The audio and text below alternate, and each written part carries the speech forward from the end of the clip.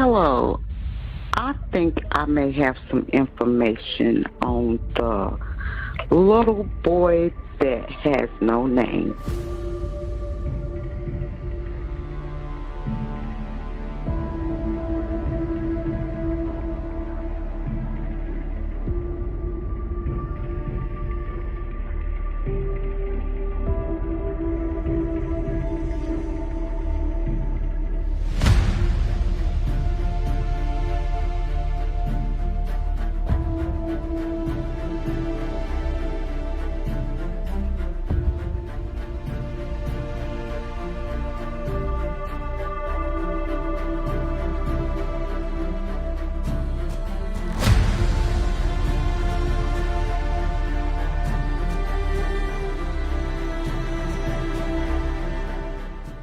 Please note that this content is for adults only.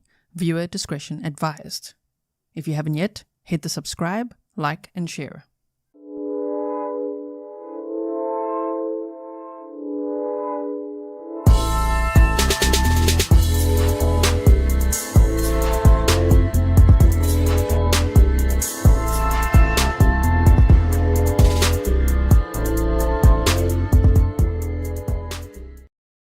Hello everyone and welcome back to another live stream with me, Grizzly K. This is Grizzly True Crime, and today we are here to watch the sentencing of Teresa Ann Black, who was found not guilty on 5 out of her 6 counts, so the charges she was facing. So not guilty on 2 counts of felony murder, not guilty on 2 counts of cruelty to children, and aggravated assault, and she was found guilty for concealing the death of another. For that, she could be sentenced to prison time from 1 to 10 years, and she could get a fine between $1,000 and $5,000. So we'll see what happens there. Thank you all for leaving your comments on the verdict stream. If you missed that, do check it out. It's in the description box for you. It's on the playlist as well. And I'm monitoring the streams, so as soon as court is on, we'll put it on. I just quickly wanted to show you this. This is, I don't know if you saw this, this is actually one of the jurors that's speaking out after the trial. So let's have a listen to what they said and how they reached their verdict. Was found in William's body at the time of his death. However, not a single medical expert that spoke to us could tell us the dosage, whether it was toxic or therapeutic. Therefore, the law states that if it's done with malice, then we can convict someone of cruelty to children. And malice in this instance does mean to do something, willingly doing something, knowing that it will cause the victim mental or physical pain. And we could not come to say that what she did with the medicine did that. So, I mean, based on the charges that the state had pursued, I mean, okay, it makes sense, right? How are they supposed to prove that? The evidence that was presented, you know, from this cold case from 1999, they just didn't have enough to convict Teresa on those charges. This juror does say at the end he's not happy about it. You know, he's not happy that they weren't able to find her guilty on certain things based on maybe how they feel about things, but it's not emotional. It's about evidence, you know. Thank you, Alyssa. I really appreciate it. Also, welcome to all my moderators. Thank you so much for everything you do. Welcome to all my patrons, members, and everyone. I apologize, patrons. I did not give you this notification today. It was a very busy day here, and I'm very sorry about that. So I'm going to do that now in case anyone missed it while we continue to watch this and while I monitor for when the court is on, okay? And that's why we couldn't convict on the first felony. The second, the other felony is cruelty to children by not seeking medical care. And that one was a little bit more difficult. However, at the same time, once again, there wasn't enough evidence to support that. Teresa knew her child was showing enough symptoms to take medical care or to seek medical care. We also don't believe that William was here very long. And that also helps in our findings about the case. Let's talk about the jawbone, the fracture. Did you think that she didn't abuse him? Well, I guess tell us why. All right, as far as the aggravated assault charge, there was zero evidence that suggested that the fracture happened to William before he passed away. And unfortunately, that's all we could go on was what the evidence was. The medical examiners and people that looked at the Okay, so I can see the court has started, but they're showing, I think it's Teresa's hands behind her back. I'll put the court feed on in a moment, okay? I just want to finish this clip now that we've started it. the bones, it was at least 3 people that had medical certified reports as experts that stated that this could have happened with animal scavenging post-mortem. And that's all we had to go on. Therefore, we could not convict on assault. You don't think that the fact that a friend had seen her abuse her child in the past, that played into this at all? That was a part of the discussion. However, due to the actual statement that she made, she did mention seeing Teresa push her son once or twice. She also stated that it was never any sign of abuse, and she never was worried about abuse. That's true as well. If you go back and listen to day 1 of the trial, yep, Ava did say she wasn't worried about abuse. She didn't think it was abuse at the time, right? Okay, Janet says Patreon notification just came in. Okay, I'm really glad. Yeah, so they've turned off the court cameras again now. So thankfully, we've got other things to watch right now. And as soon as it's on, ready for sentencing, then we'll switch to that. So that's all we could go on, is what she said. And for Ava to have been with her almost every day for at least 4 years, as stated, only 2 times is not enough to assume that Teresa Black did hit her child. How did you feel about her lying at first when she just pretended to not know? Well, me personally, I have come to the conclusion that yes, she was a liar, and it was very disgusting to go back and look at all of her lies. However, in this case, none of her lies were not what she was being charged with. Yes, she may be not a great human. She may have been a failing mother who was trying her best. However, those were not the charges that the jury had to find Teresa Black guilty on. Did the public? Sorry. You guys spent about 6 hours deliberating this. I mean, you guys put a lot of thought in this to make sure that you guys came to the right conclusion. How are you feeling with what you guys came to, your guys' verdict? I honestly, I am satisfied that we were able to come to a verdict. However, I personally, am I happy that we were not able to find her guilty on these charges?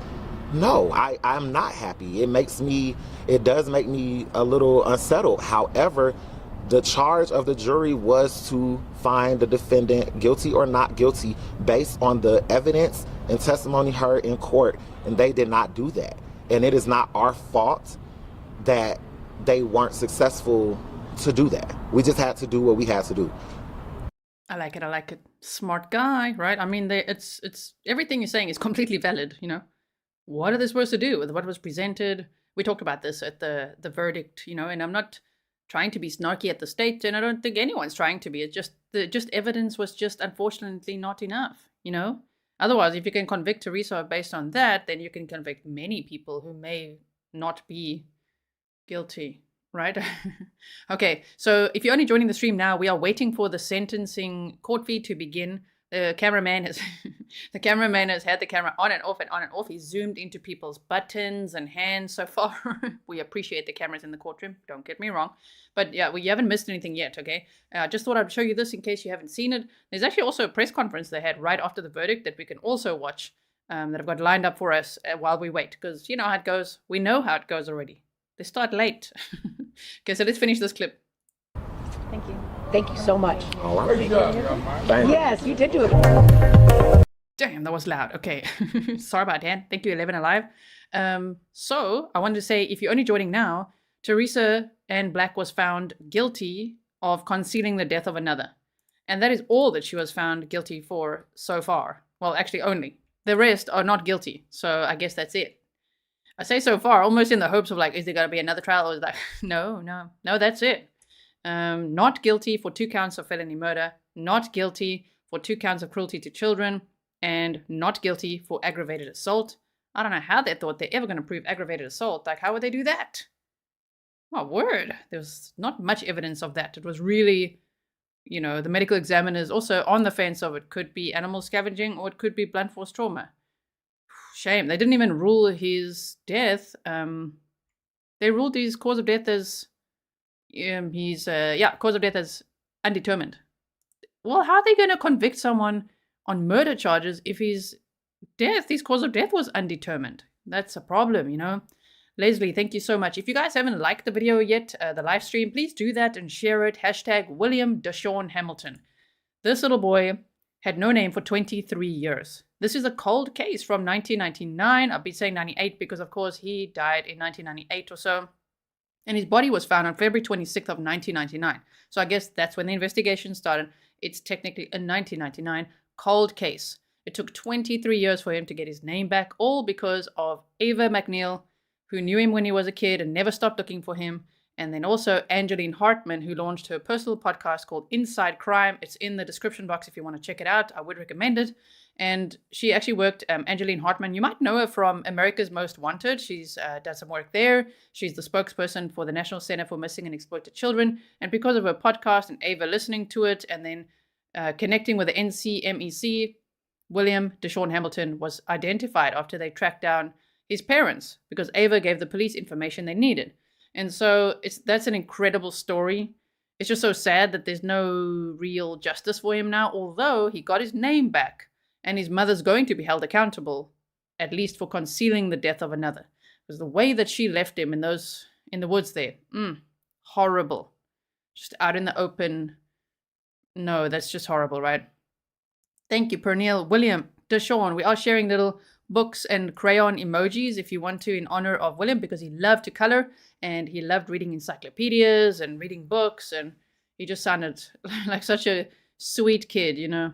So I think, I don't know, has he grown on you? Like, you know, do you love William? Because I do. I'm like, I know we've never met him, but I'm like, he is so special.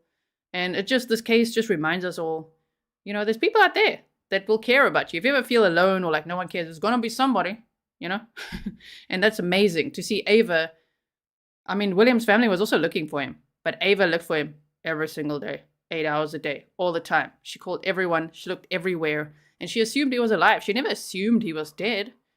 That was devastating to even try to process that. Her daughter said, maybe you should look into like cases where, you know, maybe he died soon after you saw him. And when Ava started doing that 3 months later, she had listened to the podcast, she'd seen the NCMEC art rendering, and the rest is history. Pernille says, such a smart little guy, right? He'll never ever be forgotten, and his name, now everyone knows his name. William DaShawn Hamilton, instead of Clifton Doe or Dennis, because they gave him a nickname, you know, for a bit. Okay, so I can see there's still not much happening quite yet in the courtroom there. So let's have a look at this press conference that happened right after the verdict.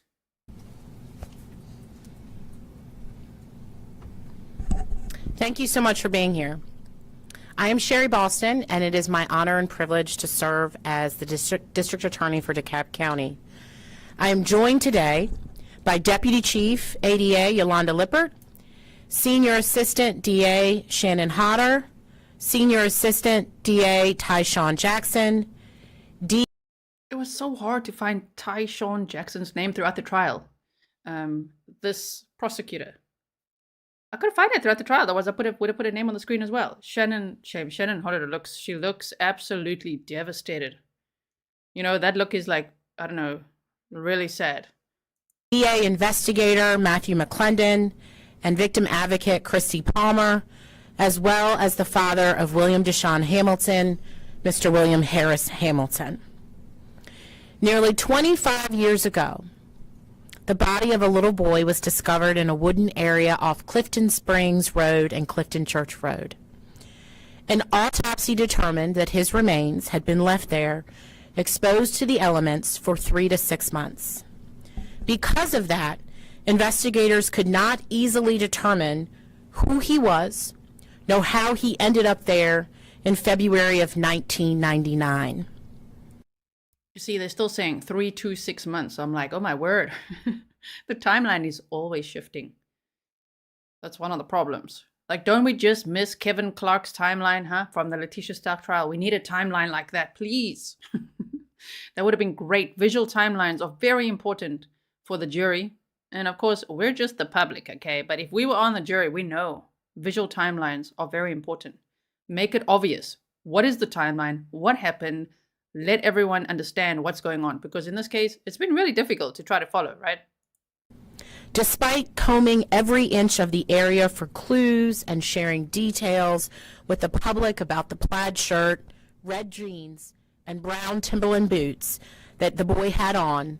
And sorry, the sound sucks on this press conference, unfortunately. I'm not even going to boost it because it's already distorted just as it is. So I hope you can hear okay. But yeah, the sound isn't great. No one came forward to identify him. He became known as Clifton Doe, a reference to the area where he was abandoned, and that name stuck for more than 2 decades. But investigators, family, and friends never gave up. While investigators were trying to identify Clifton Doe, family members and others close to William kept looking for him. It wasn't until 2020 that the searches for Clifton Doe and William DaShawn Hamilton would converge. A former neighbor and family friend recognized the unidentified boy as William, thanks to an updated facial reconstruction rendering from the National Center for Missing and Exploited Children, also known as NCMEC. That tip quickly led investigators to William's mother, Teresa Ann Bailey Black, who was indicted in her son's death. The sound is driving me nuts. I don't know about you guys. Let's just make sure this is turned off. In 2022. And I appreciate those of you that were here to cover when we had that press conference and we stood in this room on that day where we were able to finally say his name after so long. But today, a DeKalb County jury convicted Ms. Black on a charge of concealing the death of another and acquitting her of felony murder charges. While we respect the jury's verdict, I would be lying if I didn't say we weren't disappointed. We still believe she is responsible for young William's death. We are glad, though, that Teresa Black will be held accountable. For decades, she tried to hide the truth about what happened to her son, and that decision had far-reaching effects. People here in DeKalb County and across the country spent years working to find the truth, identify the little boy left in the woods. Shame, you guys. Look at Shannon Hodder. She's looking really devastated. Oh my word. I mean, I'm sure it is obviously devastating to be like, well, you lost the case, you know? Dee says, the sound from DeKalb County has sucked the whole trial. It's been an issue. Yeah, and yeah, we boosted it, which I can see you guys are missing. Some of you guys are emailing me, asking me to cover other trials that are currently happening. And like, come on, G, we need the Grizzly boost.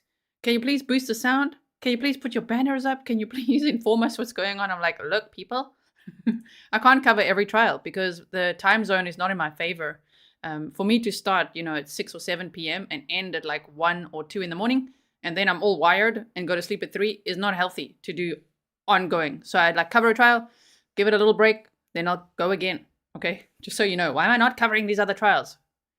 Well, sometimes it's so I can stay alive. Okay, so if you guys missed the verdict, because I saw Christy, you said, did I miss the verdict? Yes, if you missed the verdict, the stream is there, it's on the playlist. So if you want to look for clues there as well on the banner for anyone joining now, she was found not guilty on 2 counts of felony murder, 2 counts of cruelty to children, and aggravated assault. So not guilty for 5 charges out of 6. The one she was found guilty for was the one for concealing the death of another.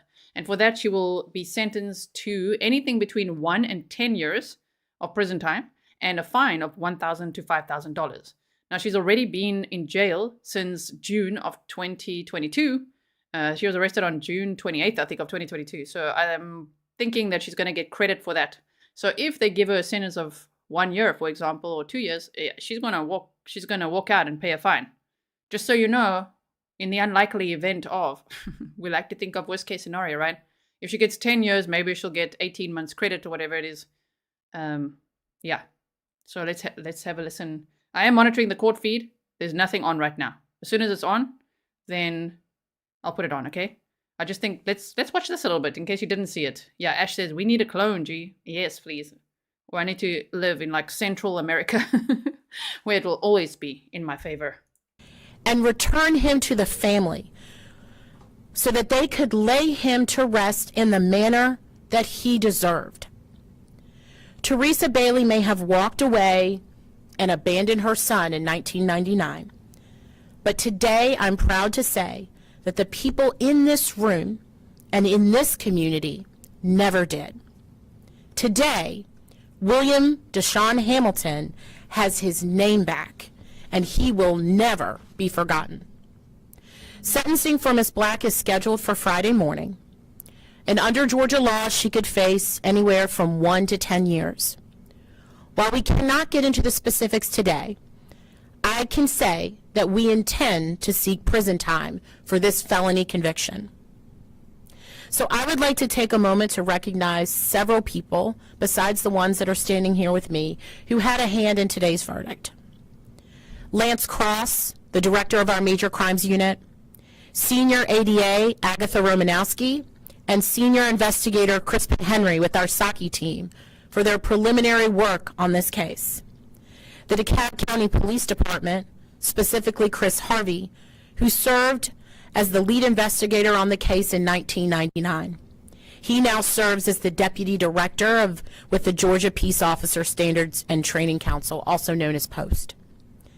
DKPD Lieutenant Adam Quigley, who worked on the investigation with our team, and Director Pat Bailey at the DeKalb County Medical Examiner's Office. And finally, the National Center for Missing and Exploited Children. We will now open it up for a few questions. Sorry, the questions are a little bit soft. If you haven't yet shared this to social media, please share the stream so others can come and chat with us. Kelly Kay, we did answer this the other day. Maybe you asked it today when you said I never got an answer.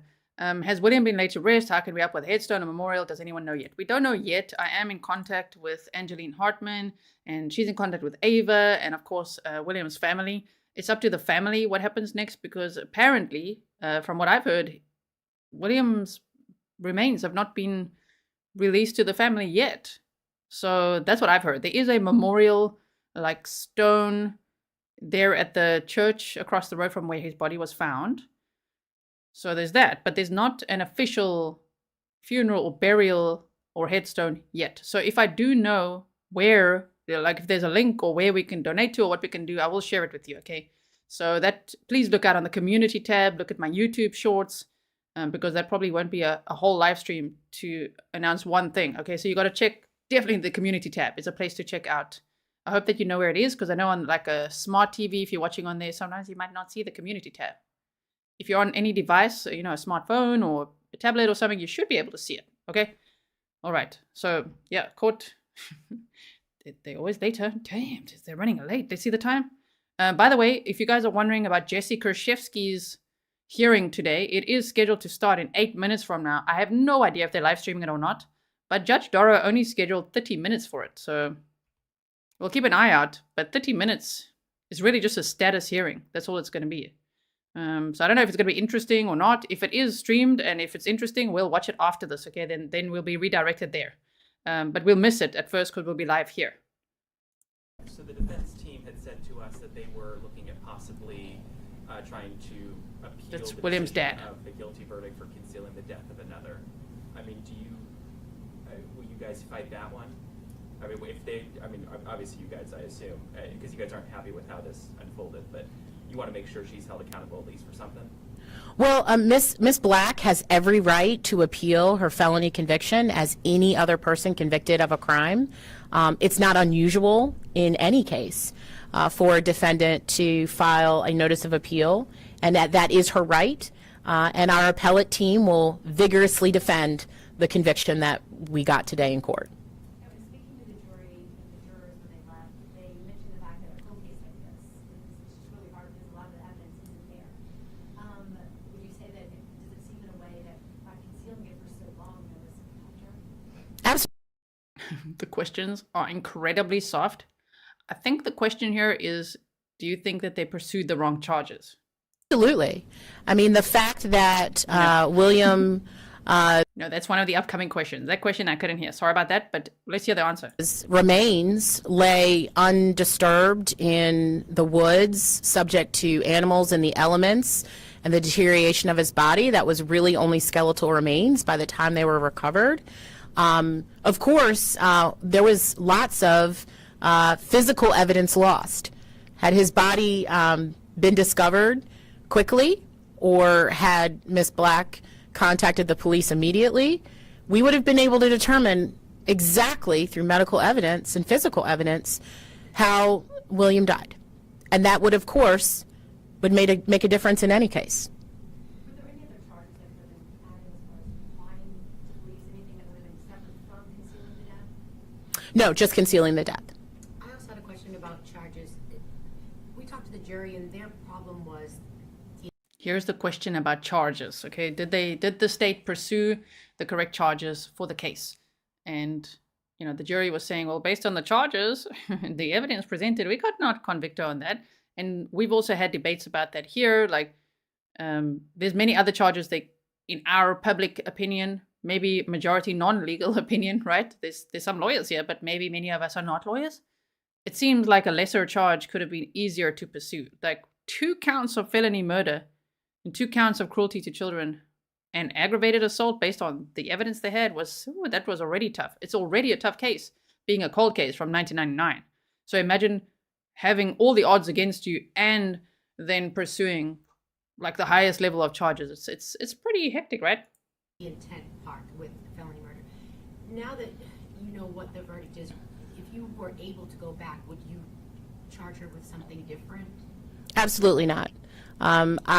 This team worked for years on investigating this case, identifying William, and So they say they would have not changed the charges. Isn't that hectic? Instead of, I don't know. I thought the answer might be like, well, maybe. But, I mean, it'll be hard to admit that. But still. What do you guys think? Do you think they pursued the correct charges? Let me know. identifying Teresa Black and then building a case against her and going out to Arizona where she was now living a new life. And they pursued every avenue and made what I think were and are the best decisions that they could make with the evidence that they had, and never gave up. You'll recall that once we identified William and his mother, we then asked the public, with a tip line to help us. And it was a difficult journey, 25 years later, and people trying to remember where they were and if they recognized her or remembered anything at that time. So this team did an incredible job of tracking down every possible lead. And that's the difficult part. I mean, this is a cold case. And cold cases are difficult to prove. That's the point. We don't like to argue with them, but we want to because it's like, no. It's already difficult to prove. I mean, in many cases, when we're like, why second-degree murder? Yeah, because it's going to be easier to prove, Even if you think of the Delphi case, Richard Allen, what he's been charged with, all of the many cases, we see that they actually first pursue lesser charges because it'll be easier to prove. A cold case from 1999, and then pursuing the absolute most insane charges, felony murder, 2 counts, and I don't know how they're going to do that. We thought they'd have more, but unfortunately not. Stefan says, I don't understand her answer. Apparently, they were overconfident and still are. And difficult to even get to an indictment on cold case is a feat. The fact that we were able to take it to trial, even harder. And we did get a jury that said that the death was illegally concealed, and that is a felony conviction. They did tell us they weren't happy with what, a lot of them weren't happy with the verdict, but they also said that they felt like it was with evidence that they dealt with.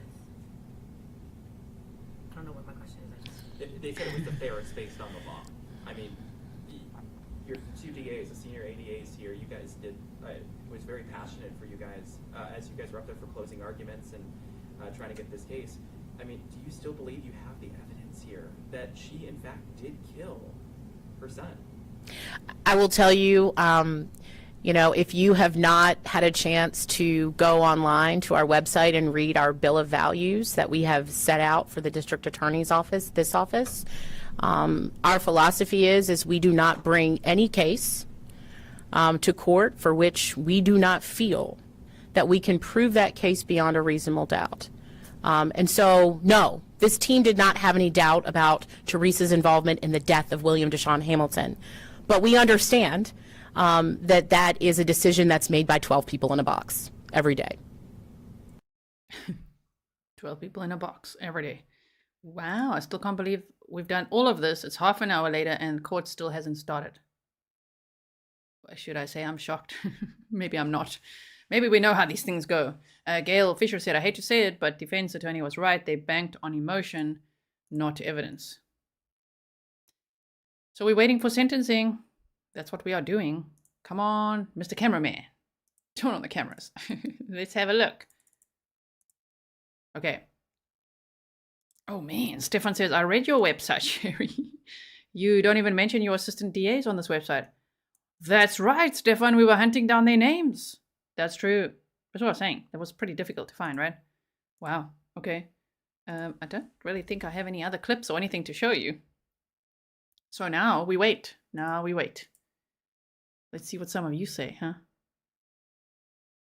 Yeah, Anonymous Lurker, and thank you so much for your very nice email. I really appreciate it. I read every word, okay, maybe twice.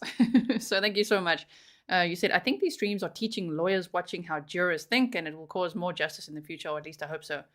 I mean, in the trials that we've covered here on Grizzly True Crime, there's a few times, right? It's like a 80 to 90% chance that a district attorney might actually email us. And then they usually tell us, like, thank you for your coverage and for everything that we share as a community, because it is helpful to learn from afterwards. Because they can see, you know, in hindsight, they can definitely learn from, like, how was it going and at what point were we all thinking, yeah, as a majority, we've all got different opinions, but like in majority, if you think of us as a jury, what was everyone, how did they take it in the beginning and then what happened and, you know, where did things go wrong or whatever it is. So yes, thank you all for being here and for keeping it grizzly, as we say, which is like a grizzly bear, okay? The word grizzly, the other meaning is spelled completely differently. Spelled completely differently. So yes, we're all the grizzly bears over here, and I appreciate all your opinions and thoughts and leaving all your comments. I read as many of them as I can, by the way. I'm definitely not able to reply to all of them or even heart all of them, but I definitely read them all. So thank you so much. Okay, so Caroline says, can the cats put on a little show? Maybe a little soft shoe to some mellow music? The cats are not exactly mellow, especially not together, right? So, oh man. Okay, so now we wait. Let's just quickly go to this. I'm just quickly going to go to my playlist and see if there's something that we can rewatch there. Huh? While we wait, unless they start the camera soon. That would be amazing. Okay. I'm monitoring, okay? As soon as the camera's on, we'll put it on and we're ready for sentencing then. In the meantime, I wonder if Kershevsky is doing anything. If you find anything, please send it to me, grizzlytruecrime@gmail.com. Because that should be starting now too. Okay, don't worry, Joanna, you've missed nothing. Right, so what I'm going to show you here is, on my channel here, is the playlist. So if you've never seen this, now you do. Now you can see it. So this is the Teresa Black trial cold case. Of course, you know, we call it what will rank on social media so people can find it easily, so that later, because many people rewatch trials later. There's a lot of people still watching the Letitia Stark trial. I get comments every single day on those streams, and people are equally angry with Letitia Stark, right? Okay. Tan says, like you, G, I feel left for William. He's so alive and sunny in the photo. Yes, he is.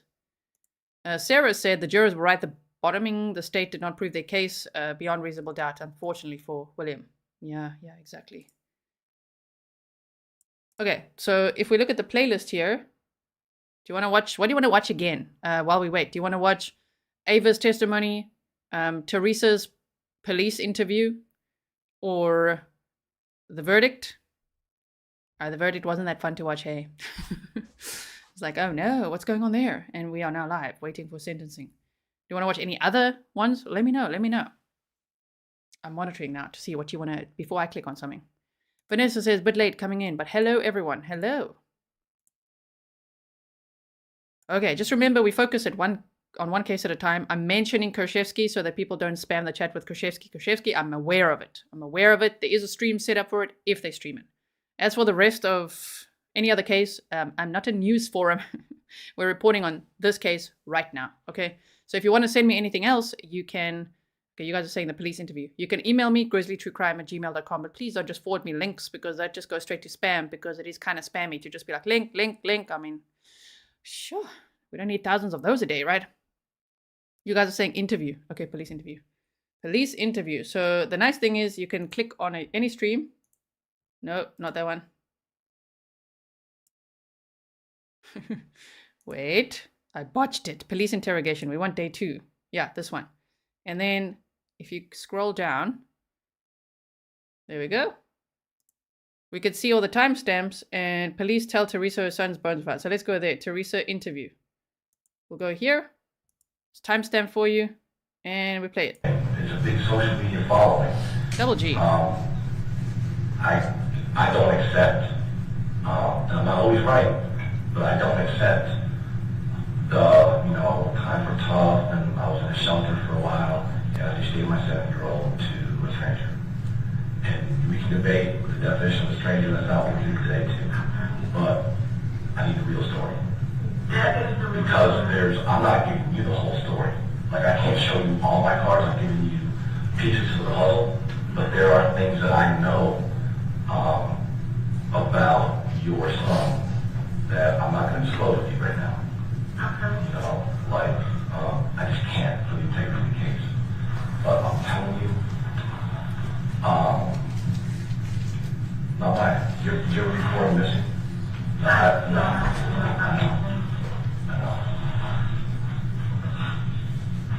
Like Clifton said, we're not here to judge. We're here to find truth. We're truth seekers.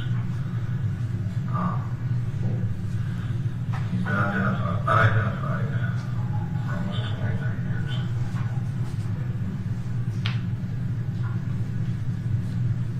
Me and him have been doing this together for about that long time. So these chat comments you see on the screen here and there is from the replay, of course, right? And we've talked to people that have sat in chairs just like this that are good and bad people. We've talked to people in this chair that are not bad people.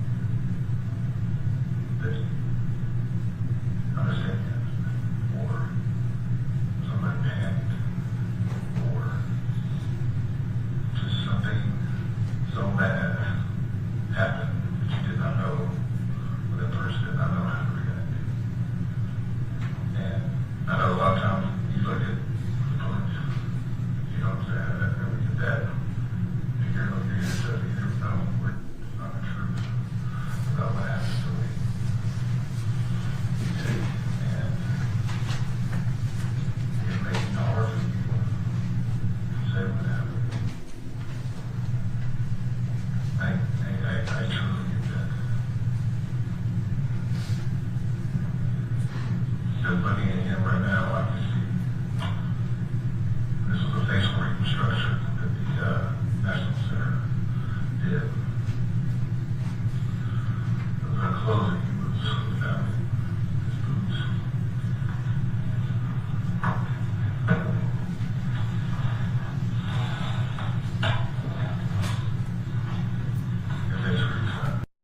Okay, so I see this question come up a lot throughout the stream. Did the father ever search for his son during all this time? So you got double G time. Huh? 2 of me there. I'm here as well. I'm just going to try to skip forward over my talking there because you can watch the replay you want anytime.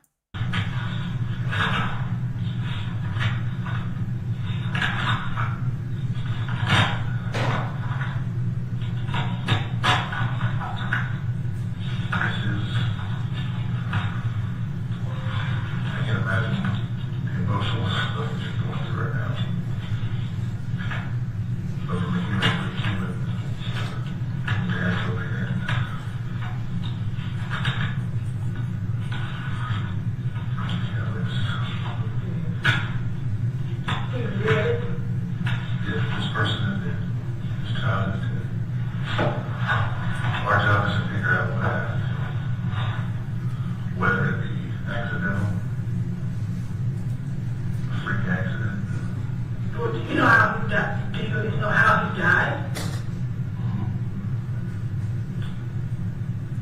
Now there's a question.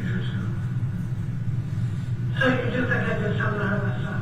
I never said that you did anything to hurt him. Okay. There have been plenty of cases that both you and I have worked where a child passes overnight from SIDS, from being sick, and they're scared to call 911. But that is because they don't trust the police. Exactly. Remember that we're relying on the court audio like we did the last time as well, so the sound isn't great. I've tried to put the CC on here, but the closed captions, but it's not always so accurate. We're trying our best. Remember, the jury also asked to watch this while they were deliberating. Also, I put a poll up for you now. If you are on the live stream with us, remember this is a live stream replay if you are watching the replay. So if you see me talking about a poll, you may have missed it if you're just watching the replay. So the poll is based on her maximum sentencing. For the charge that she was found guilty for concealing the death of another, in the state of Georgia, it would be a sentence of between 1 and 10 years and a fine of between $1,000 and $5,000. Just so that you know why I've said only up to 10 years. That's the maximum she could face. Okay. And they did what they felt is the most biggest thing to do. Okay. He was found in a cemetery. Yes, cemetery.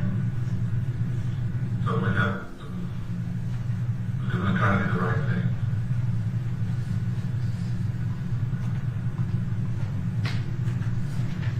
So we got to figure out what happened. What happened? And there's only one person to hold the answer to this. That's you. No, it really is not me. Where do you go to school at? We're in Georgia. I can't go to school in Georgia. No, we want to. Where did you go to school at?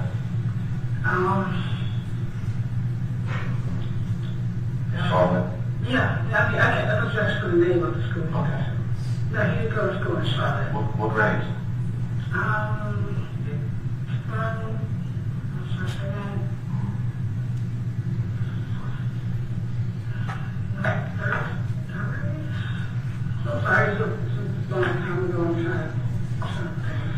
So what brought you back to Georgia from North Carolina? What brought you to Georgia? So they lost my job. So I was trying to find a new start. Because I had family that I already done that to help. And so I said, well, Georgia's a good place to start over, and you can find a job. Now I can pause and make some commentary on my replay. So what she's saying is she lost her job in North Carolina and she decided to go to Atlanta, Georgia for a fresh start. And she just said, because I had family there who could help. No, all the family that could help, they were literally in North Carolina. She had a house that was paid up for 4 months to live in. So to say I went to Atlanta because there's family there that could help. No, that's literally the place she went where there was no one to help, which is why if they experienced a cycle of homelessness, as her defense attorney said, well, that's why. You ran away from everyone and everything. Everyone who extended a loving and helping hand, she pushed them away, ran away with William, and then he died shortly after getting there, apparently, right? Okay.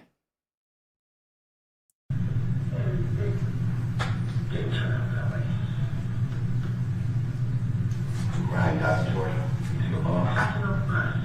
And where'd you go to from the bus?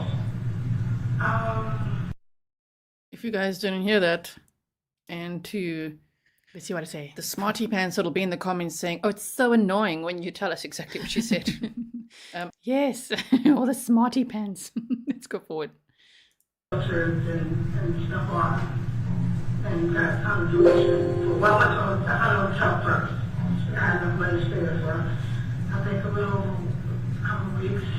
And then money ran out really quick. And I found information about our shelters that were downtown.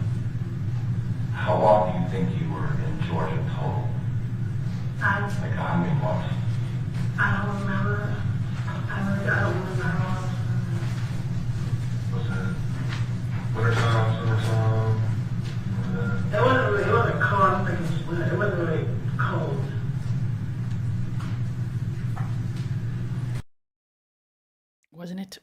So Leslie said it's cliche but true. She'll never forget what she did. She's been outed publicly, and she's watched as strangers cared for the son that she abandoned. That's a sort of prison, right? It wasn't cold. But she was apparently there from June of 98. That's around when she left. There I am. North Carolina. Okay. And went to Atlanta, Georgia. And then she came back around December of 98. So she was there for a few months. And she's like, it wasn't cold. It was. Right? In December, it would be cold there. Have you ever told anybody else that you had a child and you, whatever your version of the story might have been, did you tell anybody else that? Well, everyone knows that I had a child. People had a child, and I didn't want to tell him that I left him, so I did tell him that he went to stay with his family. Did you tell the station though? No.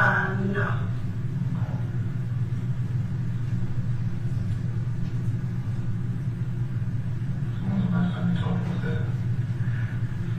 that? I mean, years. Because I think he was able to see your son at least once, I think. Right? Does that sound right? But he was very, very... Like 2 or 3? Very, very little, yeah. And I really didn't have any contact with him after that. So he never reached out to you to say, where's my kid? No. I haven't talked to him at all. Don't you know what he says? I'm just letting you know. It's also interesting. I see in chat someone asked how long, when she went back to North Carolina, did she stay? That we don't know. There's a big timeline gap. I'm hoping if anyone's confused and you're like, why is her mouth not moving? We're watching the replay from my stream. So if you do want to re-watch some of the trial, please do watch it on the playlist that I've got for you, because it is a form of supporting the work that I do by just playing my videos, right? So if you just go to the playlist and say play all, and you play it in the background and listen again, that is a great source of support. So I am double G time over here. There's another version of me here. There we go. There she is. Anyway, so I'm just trying to skip over all the comments I made along the way so that we could just watch some of this while we wait. They are unbelievably late for sentencing today. My goodness. I mean, we had just watched one of the jurors speak out about how they came to their decision, and that was a great interview to watch. We've watched the press conference that happened after the verdict, and now we're rewatching Teresa's police interview, which happened February 15th of 2022. We're rewatching that because it's one of the things the jury asked to rewatch, and they were able to do so. They didn't watch too much of it. They didn't watch the whole thing, just a clipping of it. And I think it was this portion that I'm playing now, if I'm not mistaken, of when they tell her that, well, we found your son's remains. And she's like, what? So that's what we're doing while we wait. They are already 50 minutes late. Ooh, that is so very unacceptable. Like for me, I'm like tolerance, punctual is like, yeah, 5 minutes, 10 minutes. If I have to meet up with someone and they're 50 minutes late, no, I'm leaving. I'm out. That's too late. Oh my goodness. Don't you think? It's so late. I don't know what they're doing because it was scheduled to start at 10 a.m. So what are they doing? Anyway, let's go forward a little bit. He had never done anything. So I knew he wouldn't be able to do anything. But I just think he would get first dibs. Hey, look, I'm going through my own things. I'm not able to care for the child. Do you want to take care of them so I can get my act together? Like, I would think he would get first dibs before some chick at home was shot in the shoulder. That's just my thought. Oh, yeah, I get it. Like I said, I was in your shoes back then. I'm not judging. So did you ever actually live in an apartment or a house with a roommate at any point when you were in Georgia? I never had my own place or any place. I stayed at shelters mostly. Another lady I not met, she worked at a club. I stayed at her house for a couple of months, but I never really had my own place or anything like that. Or any roommates that I lived with as far as like sign rooms or anything like that. Sure, sounds like we're listening to something underwater, right? These when there's police interviews played in court, and then we listen to it, and even if we boost the sound, oh man, it's better to get the raw version if we can, which I don't think they've released yet. I've requested it, as I say. Sometimes they only release that after the trial, and in some cases, only after 60 days after someone is sentenced. I'm like, whoa, that's a long way. So I'm talking about the interview there. Diamond Ring Girl says, can they retry her for manslaughter? I'm not a lawyer, but I don't think so. I think once it's done, it's done. Meaning, that's why you have to make sure you pursue the right charges, ones you could maybe prove. And if you are going for whichever charges you're going with, you better try to prove it. They did try. But unfortunately, they weren't able to prove through evidence, because there wasn't that much of it from 1999, that she would be guilty of those charges. So she was found, if you're just joining now, not guilty on 2 counts of felony murder, not guilty on 2 counts of cruelty to children, not guilty for aggravated assault, and guilty for concealing the death of another. So she's going to be sentenced today for that one guilty charge, and that'll be 1 to 10 years in prison, and it would be a fine of $1,000 to $5,000. So let's see if that happens. If you're watching the replay and you're like, oh my word, why are you repeating yourself? Because it's a live stream. So people roll in to the live stream, and then we update them as we go so that no one's feeling lost, okay? That's why. No, what happened now? I went back. Sorry about that. I think we were like 322-ish. Hey, look, I'm going through my own things. I'm not able to care for the child. Do you want to take care of him? It's like you're asking. Maybe that. Like I would think he would get first dibs before some chick at home was trying to shelter. That's just my thought. Oh, yeah, I get it. Like I said, I was in your shoes back then. I'm not judging. So did you ever actually live in an apartment or a house with a roommate at any point when you were in Georgia? I never had my own place to rent any place. I stayed at shelters mostly.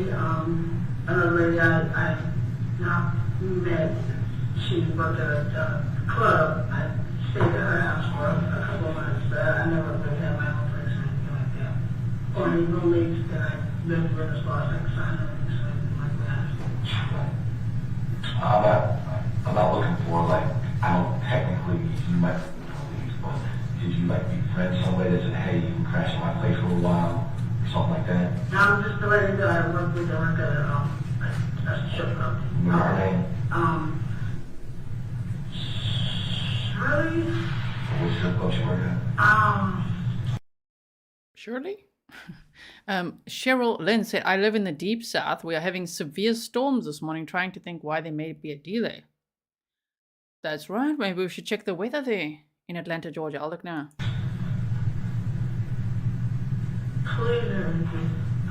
Pleasure, something like that.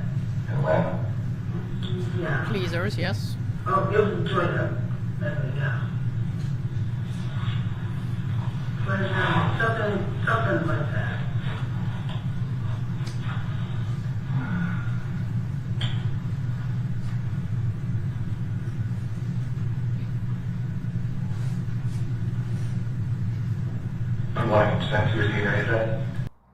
Could be that.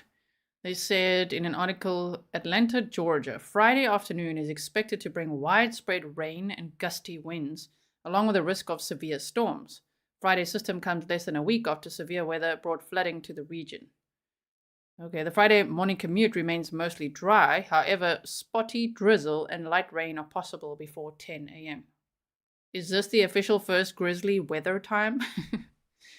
Guys, it's weather time. We have a time for everything here, right? Okay, so now we know what the Atlanta, Georgia weather is, but even though the severe storm is maybe not there right now, unless you're local, tell me what it's like.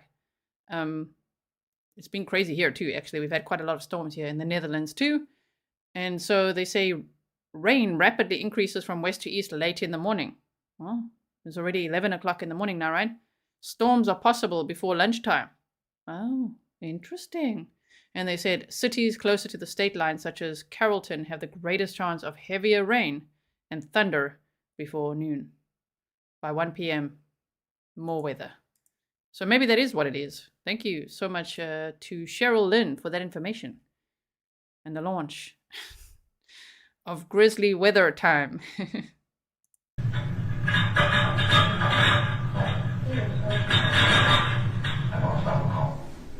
Does that refresh your memory at all? Yes, ma'am, it does. Her right arm is handcuffed to the table. And was that how she was when you came into the room? Yes, ma'am. Would it have been local police that handcuffed her right arm to the table like that? Yes, ma'am. Lieutenant Quigley, such a cool name. So her right hand was cuffed. That must have made her feel quite uncomfortable as well. Cuff talking about all this information. No wonder she's like, so, can you guys tell me what's going on? Shh. Double G. No. See, this is the great thing. Actually, I'm demonstrating to those freaking snarky trolls, okay?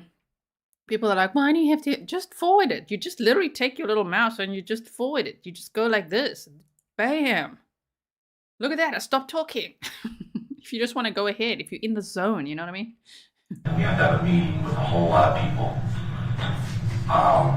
We're going to go through this story. I've been doing this long enough. I'm going to tell you what a whole lot of people are going to say. You know what they're going to say? No, they're going to say a little different. Say Teresa Bullshit. That's what they're going to say. So, I don't know you. However, we knew that we were going to come and ask you for a sample of your DNA. Constitutionally, you have a right to decline that. So, the folks in Phoenix here, they worked with us and they got a court order signed by a judge ordering us the ability to take your DNA to be sent for comparison.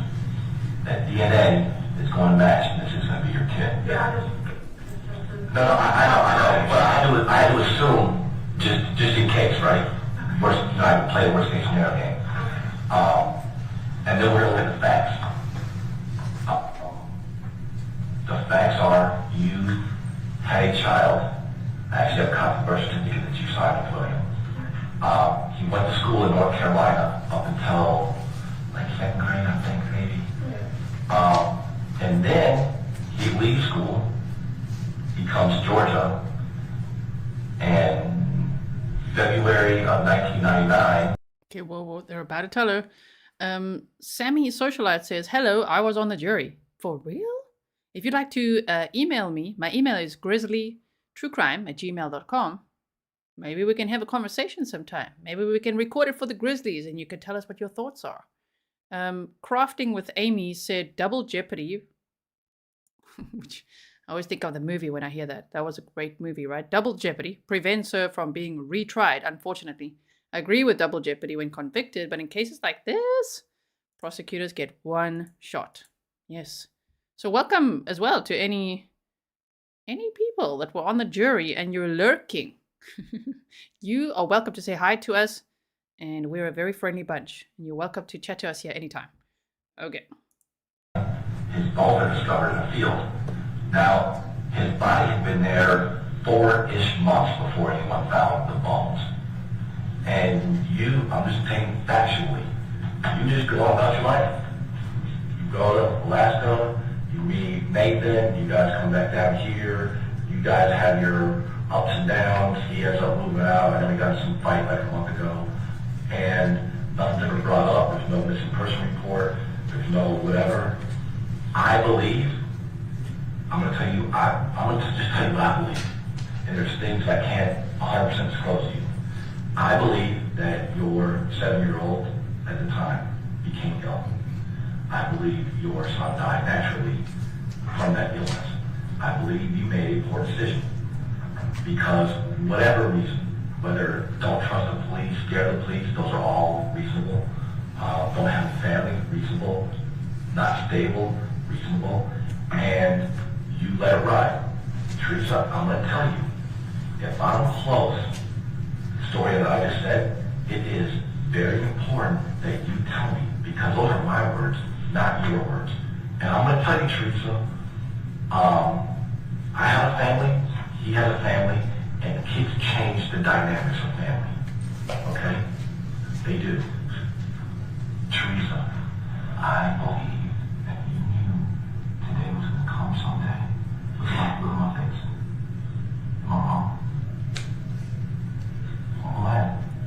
she's crying now.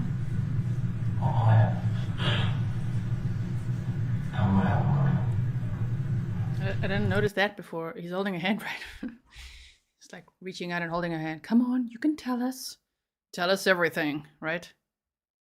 Ooh, okay. Sammy Socialite says, on this interview, it was hard to say whether Teresa finally told the truth or not due to the cop giving her a story to tell. Right? Is that why you guys wanted to see it again? She was like fed a narrative, which does happen sometimes. Sometimes it helps to get information out. Sometimes maybe it doesn't, right? Because she didn't really take any turn from that narrative. That was what she went with. So I'm guessing it was hard to tell. Was she finally telling the truth? We were also discussing it like that. Like, was it, is she finally feeling relieved? Like, okay, let me tell you what happened or not. Like, how do we know? There's so much we don't know. Only Teresa really knows what happened, right? It's just awesome this wrong. And I know you didn't hurt your kid. I know. Because I know things I can't tell you. And I just can't let you know I know. Oh my God. I didn't know. I know that I did something with. I know that I wasn't able to feed him right or anything. I was had a week where we weren't even at the shelters there. We were trying to speak with like the bitches and we were we could just buy the place that was ours, and the park or wherever. And I want. He started. He wouldn't want to talk or want to get up and. Sorry, but the cameraman's had ideas now. He's like, oh, thank you. It's starting. Are we ready, guys? Here we go. We're bringing it across, okay? Here we go. Let's boost.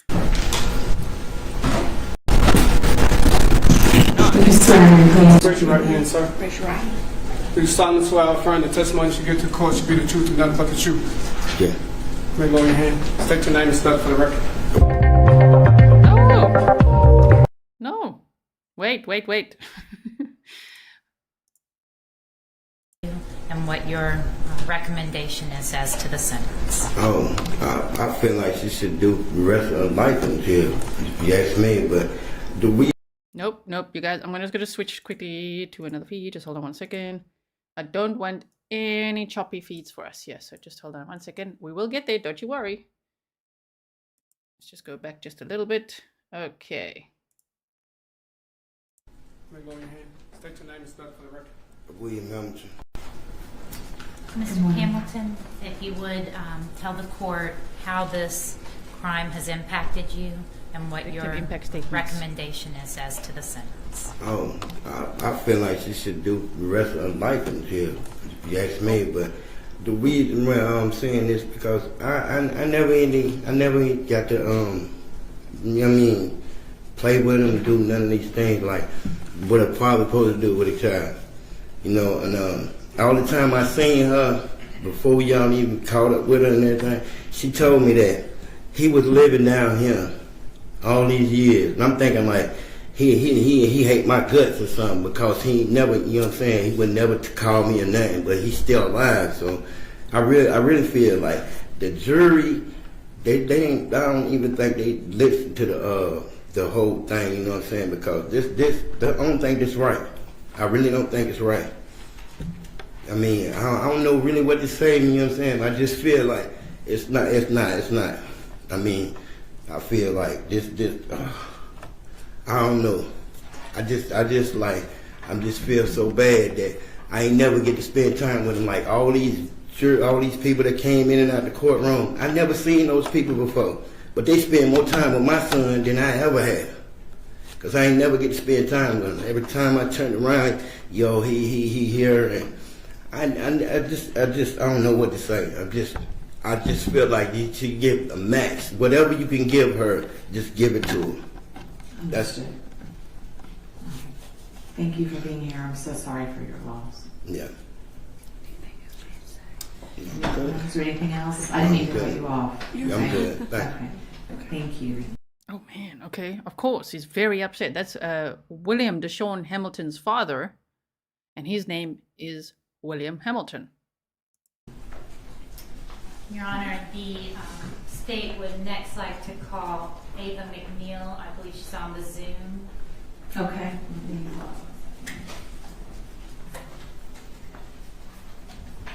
So this is the Ava, the person who helped identify William, and actually got this case to trial because of never stopping to look for him.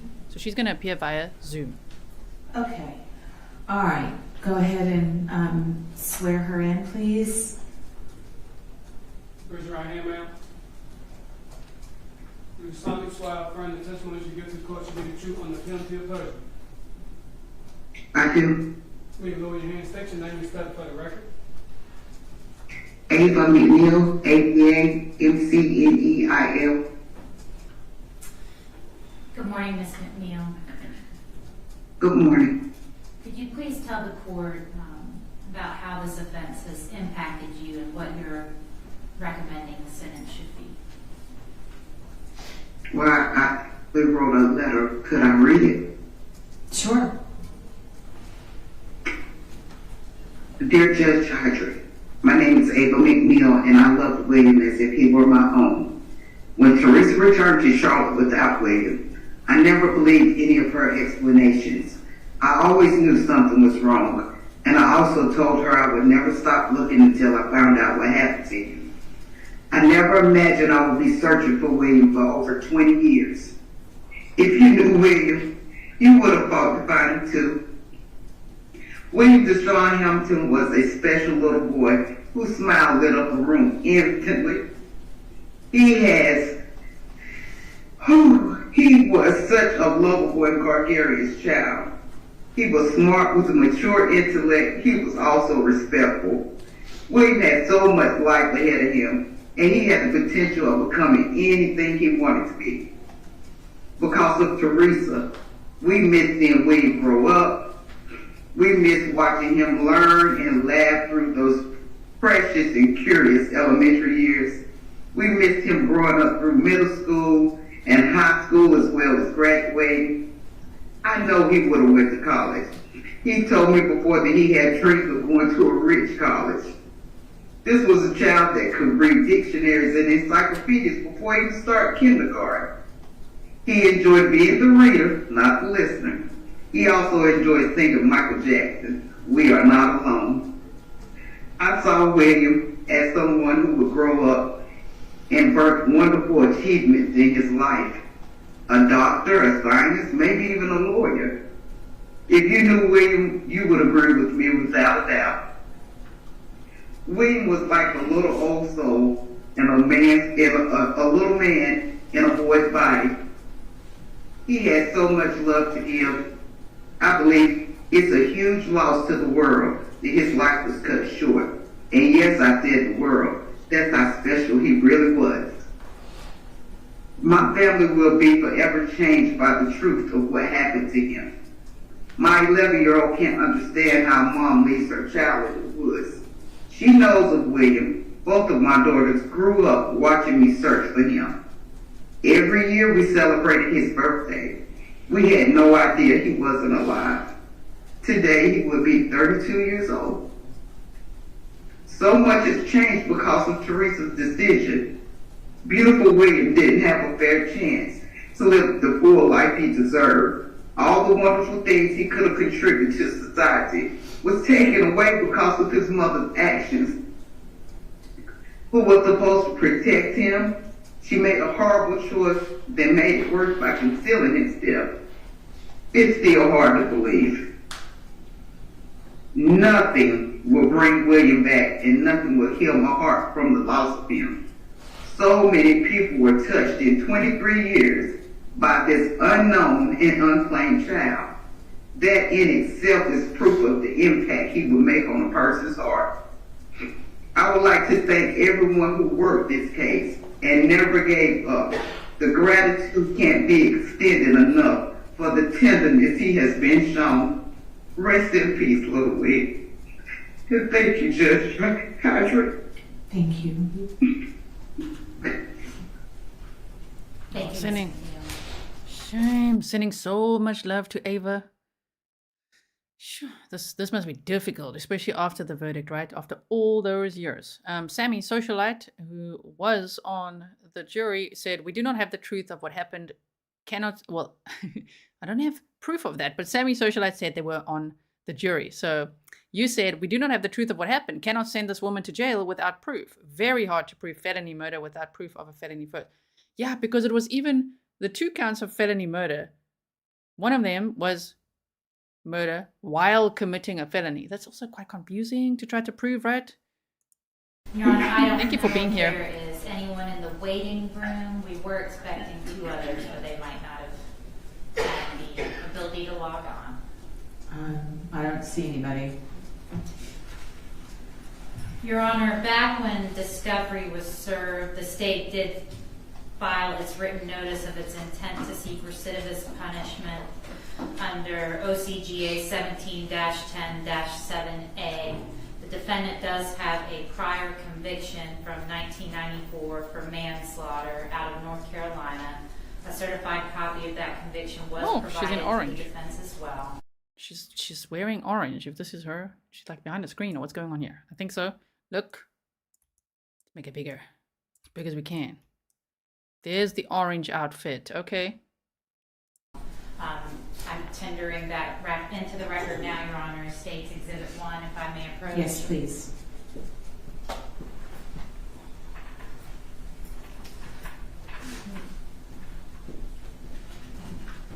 As Your Honor is aware, under the recidivist statute, subsection A, the court is required to impose the maximum sentence in this case, which would be 10 years. However, the court does have discretion to probate or suspend a portion of that sentence. There is a range. The range for concealing a death of another is 1 to 10 years in custody, Your Honor. And we believe that range reflects the legislature's intent and understanding that this crime can encompass a range of behaviors, all that aren't equally as severe. They reflect different intents. So at the lowest level, that 1 year represents a situation where there's mitigation, there's explanation, there's remorse, there's something that comes into play that authorizes that lower sentence. But at the other end of the spectrum, we're looking at our worst cases, Your Honor. Cases where there is no excuse, there is no justification, there is no remorse. And Ms. Black's case represents that other end of the spectrum. One of the worst cases of concealing I can think of. Her child, her own child, died in her custody and in her care. And she left that child at 6 years old in the woods in a secluded area where he had no connections, where he had no one, to rot, to decay, to be eaten by animals. We believe the evidence has shown that Ms. Black dumped that child there.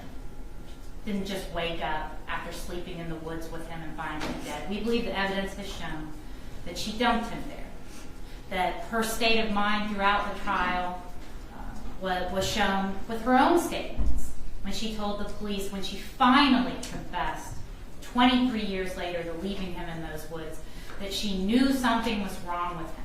When she said over and over that people would think she had done something to him. And that is why she left him there, Your Honor. She did it to protect herself. She did it to protect herself from crimes she believed she would be charged with, because she knew that she hadn't taken care of William and that she was responsible for his death. I missed a comment earlier from Sammy Socialite, who said that they were on the jury, and Sammy said, "We, the jury, for sure think Teresa was a horrible liar and person after the death, but no evidence suggested that she was like that before the death." Thank you so much, Sammy Socialite, for being here. I really appreciate it. You actually, I think you're the first jury member after a trial that's ever come out, you know, from, like, maybe some people lurk and they watch, but you're chatting to us, which I really appreciate. There has to be a consequence. a severe consequence for people who manage to cover up their crimes in such a way that these victims don't have a voice, that in death they cannot tell the experts, law enforcement, what has happened to them. The only reason the cause of death was unknown in this case is because of the actions of Teresa Black. And she showed no remorse afterwards. She continued to live her life here in Atlanta afterwards, lying to everyone she came across, trying to benefit off this child's death by filing for child support in 2002 against his father, lying to her husband, finding someone to put on the phone with him, acting like this child, telling people he was living a life in Atlanta with children. This family, the whole paternal side of the family, went all this time thinking William didn't want anything to do with them. They had no interest in a connection with them and a life with them. And they've only just now found out what really happened, and they are just now allowed to grieve and go through the loss of his death. Finally able to bury his body. Your Honor, this is one of the most egregious cases, and we believe you should impose the maximum sentence of 10 years to serve, and that not a day of it should be probated or suspended, Your Honor. And I'm sorry, I've just been notified that his grandmother has logged on and wishes to address the court, Your Honor. Okay. Tess, will you check? Please. I don't see anybody. No one is waiting. Nobody is waiting? No. No, she's not logged on. Yes, Your Honor. But I'll hear from the defense, and then if she gets connected, I'll be happy to hear from her then. Yes, Your Honor. All right, Mr. Bezoff.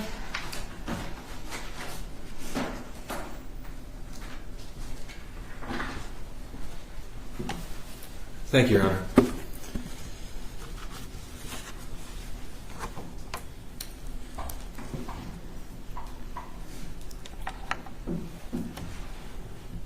Your Honor, Ms. Black she's 46 years old. So this is Ryan Bozarth, one of the defense attorneys. And throughout this trial, he was very good, right? He was a very good defense attorney. We give him credit. You know, sometimes we're like, what are these defense attorneys doing? Like in the Krzyzewski case, which Earth, Moon, Stars, I guess you missed when I talked about it earlier.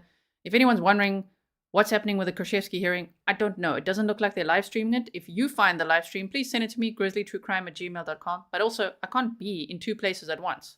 This is what we're doing right now, and her hearing already is finished. It was finished 20 minutes ago. So if you find it, send it to me, okay? Then maybe we can look at it later. For now, let's have a listen to what the defense attorney is going to say now before the sentencing, and let's hope that William DaShawn Hamilton's grandma can log on to Zoom so we can hear what she's got to say as well. I wish she was there in person. I'll never forget the look she gave Teresa. Remember when she was on the stand? If you missed it, go and check out the replay. When this happened, she was 21 years old, as the court has heard throughout trial. She became pregnant with William when she was 14. She gave birth a couple of weeks after she turned 15. The conviction that the state references happened when she was 16. This was involved an abusive relationship, a case where, as Ms. Black told officers in Arizona, that there was a self-defense claim that she feared she would not prevail at trial. So she took a extremely reduced deal. That was a 3-year sentence that I believe she served just short of 14 months in custody. I think that speaks to certainly the nature of what that case was, that there likely was a viable self-defense claim that she didn't want to risk at trial. She got an extremely reduced sentence. She was sentenced as a youth offender. As I said, she was 16 when this happened. If you guys didn't know about Teresa's previous charge, now you do as well. It's on the trial prep episode. It's on day 1. We also went over it. She was previously charged with manslaughter for shooting a man in the back, and she spent some time in prison. We went over the exact dates and everything's over there, okay?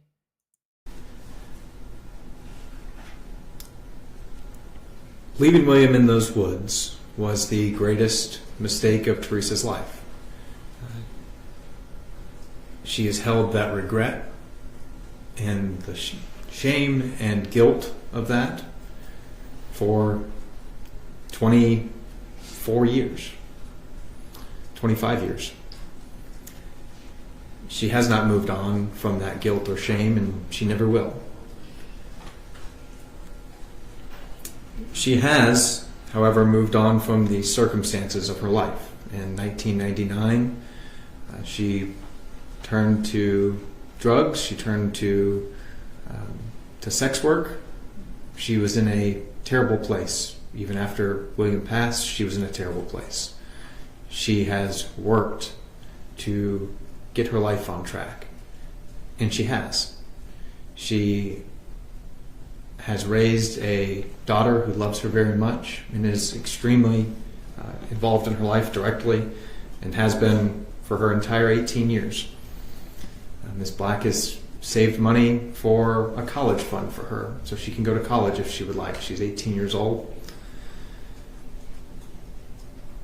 Teresa has wanted, as best as she can, to shield her family from the mistakes of her past and from this incident.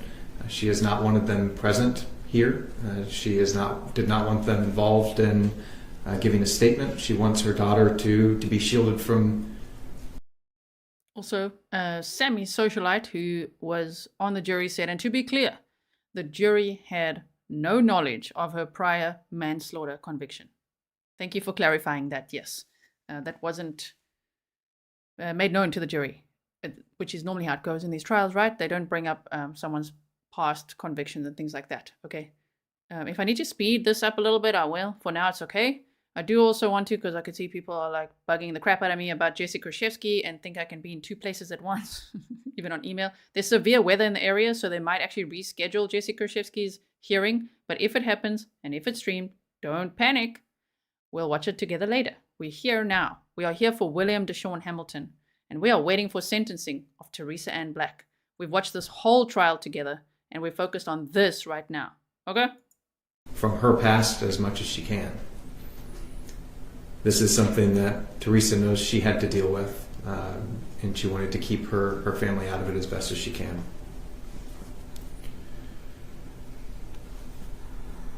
She has shown who she is through the last more than 20 years, as she has moved on with her life. She has gotten a good job, a job that initially took her to Alaska. Then that same company moved her to Arizona, and that's why she was in those states. It's called Crescent Electric Supply. I believe she worked there until this arrest for over 11 years. We are asking the court to sentence Ms. Black with a sentence that fits her conviction here, and not the indictment as it was originally charged. She has shown that she is a exemplary member of society in the last 20 years of her life. She has shown who she is as a mother in raising her daughter. Concealing William's death is something that she will never recover for, and it's something, honestly, that she will understand the sentence of the court, and she will, in Teresa's mind, that was always coming for her since she left William. She understands that was the biggest mistake a mother can make, and she does not hide from that. We are asking the court to take in the circumstances of her life as it's been since this. She has shown who she can be. She has shown that she can be a member of our society, and a good one. I have represented Teresa for a 1.5 years, and we have, whether it be investigators or social workers or lawyers or interns, meeting Teresa has been an honor. She is loved by everyone that's worked with her. I'm certainly happy my time has ended as her attorney, that we have some closure. it has been a true honor representing her, and I need the record to know that. We are asking the court to impose a sentence of 10 years, with the first 2 to be served in confinement. Dates that I think are relevant: she was arrested in DeKalb County on July 29th of 2022. However, she was originally arrested in Arizona and she waived extradition in Arizona on July 13th of 2022. I believe the total dates for that would be 549 days. We are asking the court again to sentence to a 10 to serve 2, giving her credit for those dates already served. Thank you. Thank you. All right, I see that Margaret Hamilton has joined the Zoom. Yay, Margaret Hamilton has joined the Zoom. That's William's grandmother. So I'm glad that she was able to join Zoom and that she will be able to share her victim impact statements. Also, to the juror who emailed me, who might be semi-socialite, right? I will email you back soon. Maybe we could meet later to talk, or tomorrow whenever you've got some time, and then we could show the Grizzlies as well. Would you like for her to speak now? Yes, sure. All right, Ms. Hamilton, if you could find a place to kind of sit still so the camera's not moving, that would be great. Can you hear me, Ms. Hamilton? I don't know if she can hear me. And your video's been turned off.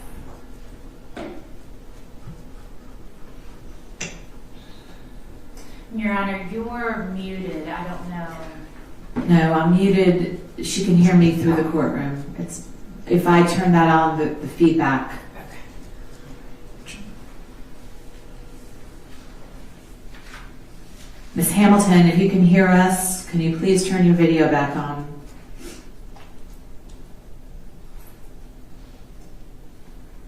Oh no. I hope Granny makes it. No.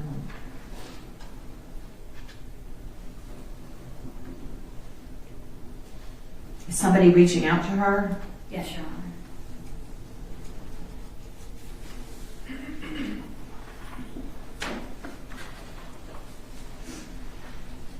Shame. I wish there was someone there to help her.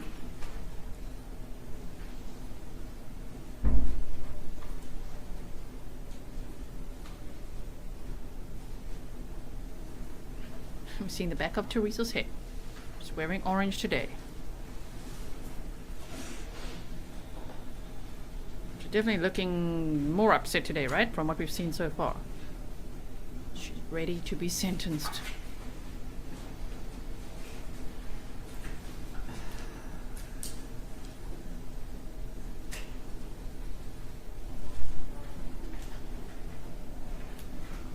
Any luck? She's trying to do it now.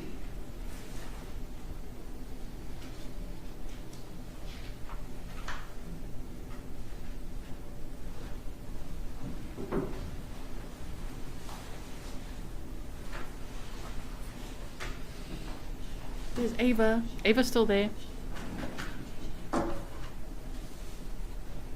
Yeah, Geo Coupe, I always want to say. Coupe says, Zoom is hard to use for those who don't use it regularly. Yeah. Your Honor, she's having a hard time connecting. Yeah. Could we put her on That's fine. speakerphone? Sure.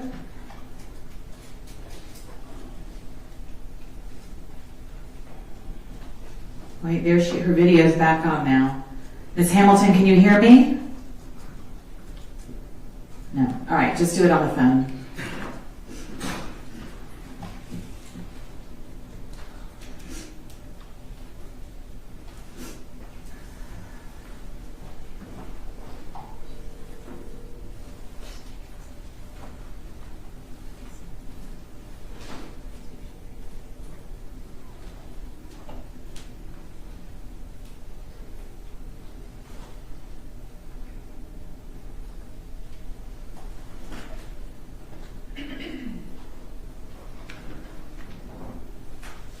Shame. I really hope that she can make it on. I do want to hear what she's got to say, right? I think if anyone's gonna really give it to Teresa, it's her. Come on, Grandma. The judge is going to let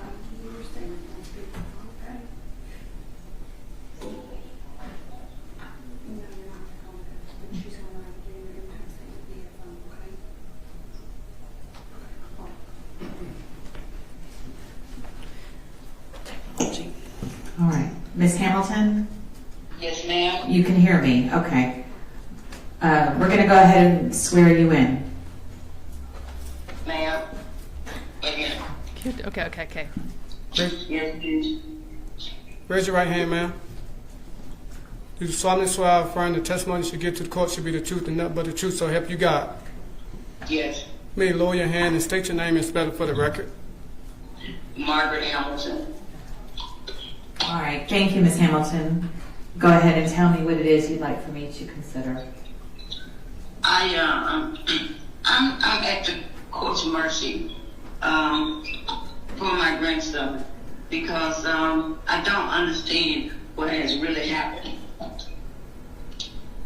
And it's really, right now, it's really got my heart all confused. And I'm really upset. I've been crying ever since I left there, actually. And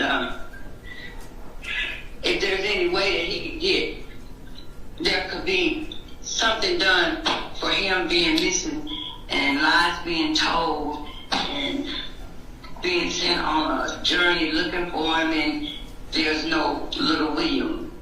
You make up stories about him. You've told lies about it. You had a new child.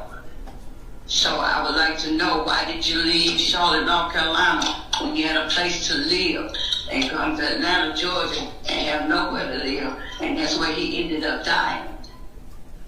It's hard on me right now. I do have a heart condition, and I've been dealing with this the best way I can. I've even had to call my psychiatrist and talk to them. I haven't really been able to sleep. I haven't been able to eat since everything has started all over again. And I'd just like to know what was the reason, or just tell the truth about what really happened. You know, because life is, God give us life. It's not man to take it away. And she told so many lies about the thing that what is there to believe?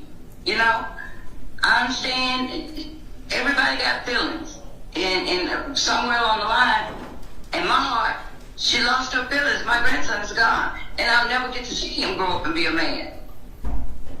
It will be 32 years this year. I mean, I just like somebody to make me understand exactly what I'm supposed to do now that my child is gone, and we know he's gone, and his mother still won't accept the fact that it was her fault. You leave a place where you have everything going for you and go to Atlanta, Georgia, where you know nobody, and you lied and said his grandparents was there, and I am the grandparent, and I've never been there until I came to the court. So I'm stuck between a rock and a hard place right now. Hello? I understand. I hope you get some help for the issues the residual issues that you are left with as a result of all this. Yes. But thank you for being here today. Thank you for having me. Of course. But it's so hard though. I mean, since I've been home, I have not been able to eat. I have not been able to sleep. It's been hard on me. I know I'll never get to see him again. But it hurts so bad. It hurts so bad when she could have just left. Instead of telling me I can't see him, you just should have left him with me. That's all you had to do. And if you felt like it was something you needed to do for yourself in your life, all you had to do is just go ahead. I had that. I could have handled every bit of it. If I could take 6 at a time, I know one wouldn't have hurt me at all. All right. Thank you so much.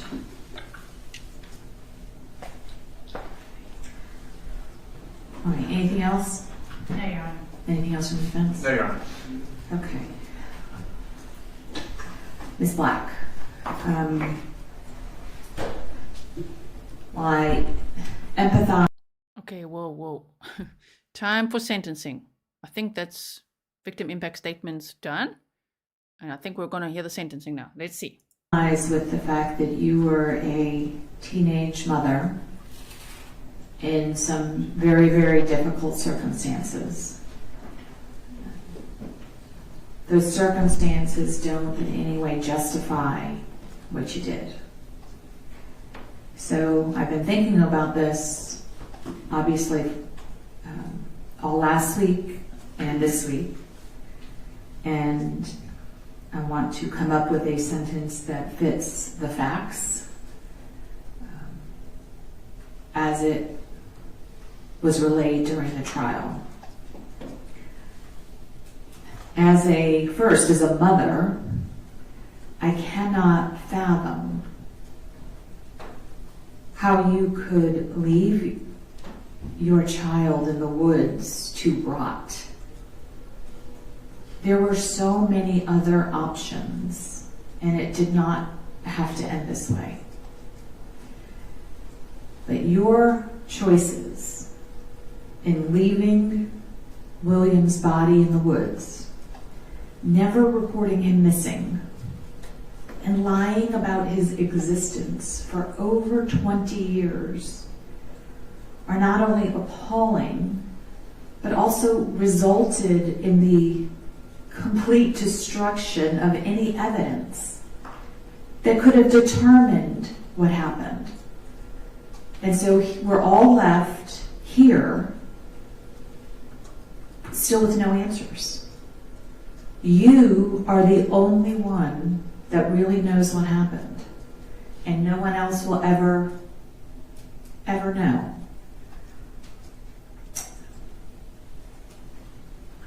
So, given everything that I have heard, I am going to sentence you to 10 years to serve. You will get credit for the 549 days you've already served. And I believe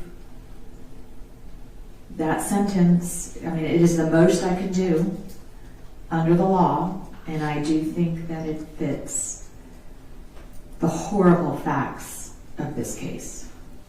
So the maximum for the charge that she was found guilty on, which is concealing the death of another, was 10 years. And I think it's or a fine of $1,000 to $5,000. So the judge went for the max. She might get credit for the 18 months or so that she'd already been in jail, but the judge went for the max. Okay. So that's the sentence, and we'll need y'all to sign off on it after it's printed out. And you're going to have to live with this every day for the rest of your life. All right. Anything else? Just the advisement of her appeal right, Oh, okay. You have a right, to file an appeal. You have 30 days to file a motion for new trial, and how many years to file a habeas? 4 years to file a habeas. Talk to Mr. Bozarth and Mr. Welty about that, and I'll tell you, your attorneys did a really good job for you. They really did, and I can tell how much they care, and I'm sure they'll help you with any appeal if you decide that you want to go down that route. I'm sure they will. Anything else I need to put on the record? No, Your All Honor. right. To the family of William, I hope you all get some closure from this, albeit you don't really have all the answers.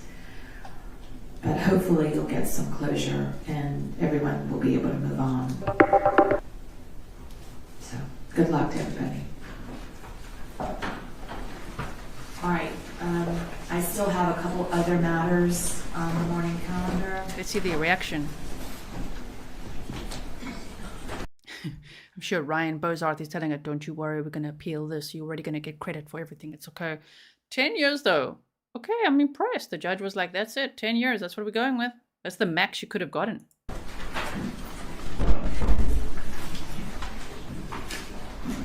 Yes.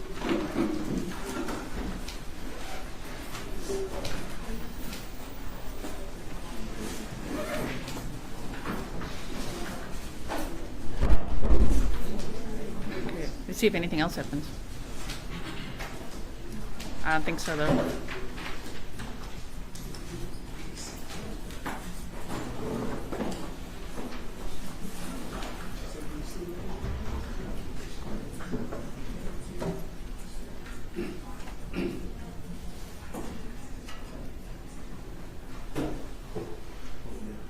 All right. Any updated announcements? Mr. DaShawn? Yes, Judge, and I'll ask Mr. Moulton to confirm this, but we were speaking about Mr. Luce, who I believe is position 3. And the audio went off. So that's it, you guys. Sentenced to 10 years. Okay. 10 years. She's 46 years old right now. I don't know if she'll get credit.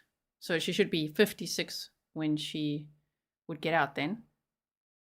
Although, I wonder if it's that whole, serving 85% of the sentence or not, or is it just a solid 10 years? I don't know. Then she'll be 56 when she gets out, or if they give her credit, maybe she'll be 54-ish.